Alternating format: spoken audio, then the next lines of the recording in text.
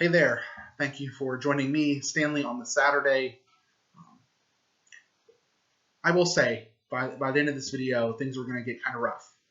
Um, but there's uh, something that just came up that uh, aligns pretty well with my look at postmodernism and the topic I was planning on addressing today anyway. So not only are we going to get through a little bit of postmodern philosophy and talk about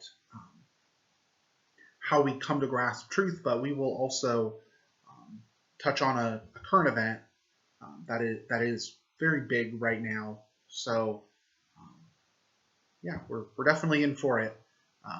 If you haven't seen the last few videos, I would encourage you to do that. But we've looked at postmodernism and how postmodernism can remind us how hard it is to really get to absolute objective truth. So we talked about how as subjective finite humans, we can only get a subjective finite grasp of truth, even though there is absolute truth there. And we brought up two ways that our view of the truth can kind of get warped. So talked about how our experiences will shift and alter our view of truth. And we talked about how our language affects how we come to grasp truth, that just the words that are said can greatly affect how you see the truth, how you share the truth, the way that other people can grasp it. Today we're going to touch on a more sinister one, because postmodernism talks about how truth claims are influenced by power. There are a few ways that this happens. On just a general level, I mean,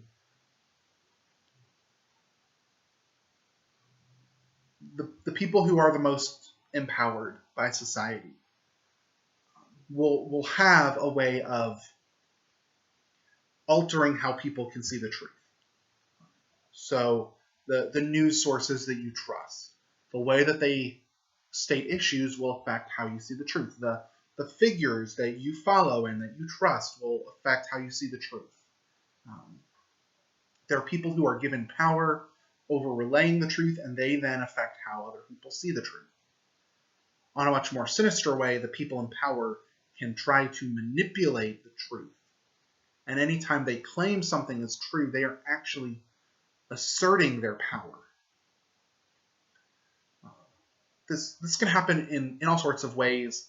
It can happen just by the facts that you say that you say. I mean, by shifting the order of certain events or by leaving out certain details, suddenly you've completely altered a narrative to suit your own purpose. You can change court cases through this by adding in a detail, leaving out a detail, by overemphasizing different details. You can shift news stories. You can change the opinions of nations about this. And when it gets to its worst, it is absolutely despicable. This has happened historically. There was an event called the Rape of Nanking. And there's a book written with that as the title by Iris Chang that details what happened.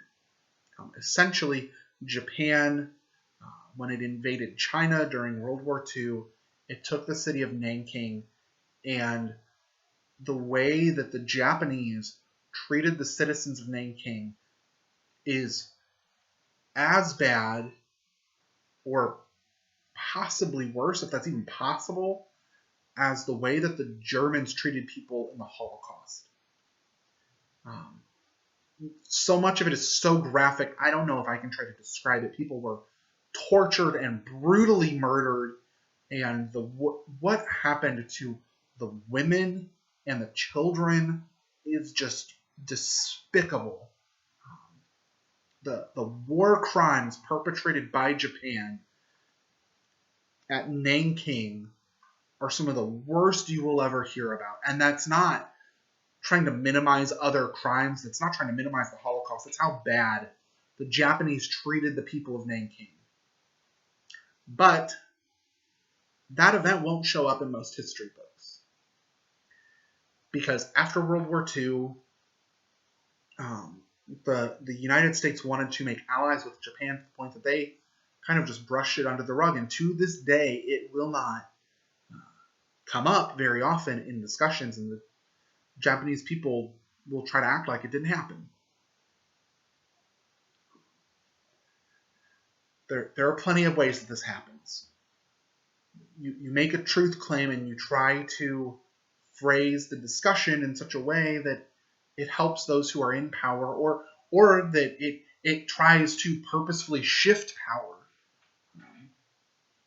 Jesus would make the statement that the truth shall set you free. And that's maybe in some way what this is getting at, that by making truth claims, you're claiming a power, you're claiming an authority over reality. And in understanding that, then we have to be very careful when trying to come to the truth. And what often happens is that the truth and the narrative that gets told gets controlled by those who are most in power. And the language that is often used to describe those in power is privilege. So when you hear people talking about white privilege, in one sense, it's that the story of how things exist in the West or in the United States, it's told by and large through how white people understand it and what white people see as normal, and that's why it's known as privilege. It's not that everyone sees that kind of privilege. It's not that, every single white person is just naturally better off. That's not what's being said. It's that the story and understanding of our world is told through our lens so that we naturally come to understand that. That gives us a sense of power, and we get a chance to tell that story over and against other stories that might be equally valid. And this got brought to my attention this week because this week it hit the news that there are a lot of baseball players talking about removing the name off of the MVP trophies. That person's name is Kennesaw Mountain Landis. And to almost everyone, that name means little or nothing. However, I live in Marion, Indiana, where he's from. He's from Grant County, or he was from Grant County. And we have a large mural depicting him on one of our buildings, mentioning, these great figures that came from Grant County. The likes of James Dean, and maybe like Grant County and the surrounding area, because it has Jim Davis, the creator of the Garfield comics, among others. And I'm not going to try to go through everyone, but people are wanting Kennesaw Mountain Landis's name removed because he fought against integrating baseball for most of his time, not all, but most of his time as commissioner of Major League Baseball. The reason his name's on the trophy is because he was instrumental in getting the MVP trophies awarded from the Baseball Writers of America Association, or Baseball Writers Association of America. The baseball writers are the ones who get to name the MVPs. He's the one who started that, and so they named the trophy after him. He was a commissioner of baseball. At the very end of his time, he told owners there wouldn't be a punishment if they brought in an African-American player, but he constantly refused to allow white all-star teams to compete against African-American all-star teams. And it was only a couple years after Landis left as the commissioner or passed away, that Jackie Robinson entered Major League Baseball. Most of these figures believe that Kennesaw Mountain Landis was the reason why baseball wasn't integrated until as late as it was. And this comes back to all of the statues and the monuments right now in the news, the Mississippi state flag that still bears a version of the Confederate flag symbol in its state flag has been in the news. And there's this debate about, well, wait, why are we rewriting history? Why are we taking down Confederate monuments? Why are we changing things around because of all these things that happened in the past, and these are still historical figures? And I think the reason why there's so much debate around it and so much discussion and why it's such a big deal is because of exactly what I'm talking about. These truth claims are claims to power.